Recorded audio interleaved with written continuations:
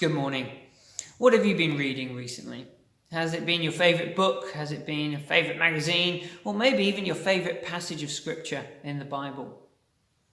I'm meeting someone this morning and we're going to be looking at this book called Willing But Weak by Paul Williams. And it's a book on self-control.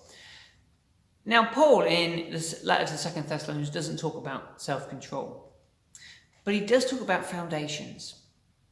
What are you building your life upon?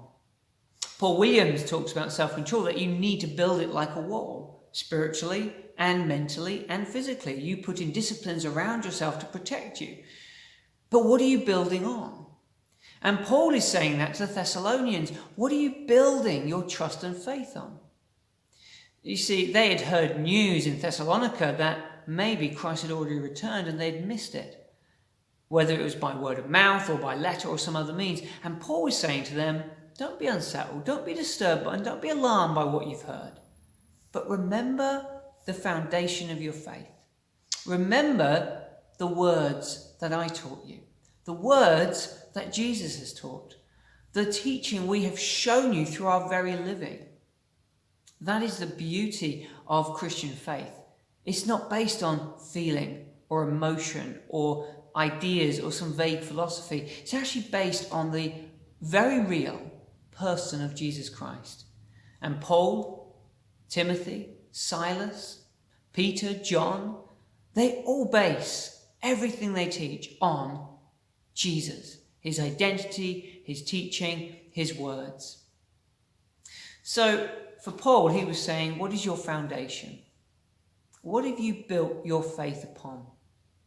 Is it going to be based on whatever philosophy or theology or idea comes from whichever wind? Or is it going to be based on the truth, which does not change? And that's the most amazing thing in this world of change and uncertainty. Christ doesn't change. He is the same yesterday, today, and forever. He is the great I am. The was, the will be, and the is now. So what is your foundation? Are you feeling unsettled and alarmed by various reports around you? I'll leave you with one last illustration.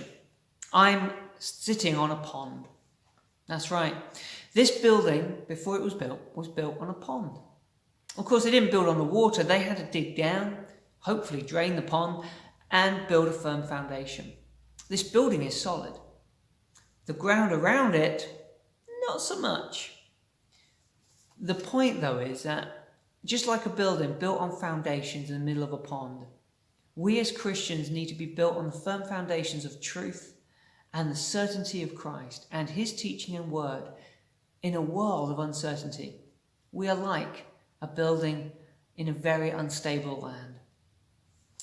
Join us on Sunday as we look at the second chapter to Paul's second letter to the Thessalonians, and we explore what it means to stand firm in a changing and difficult world.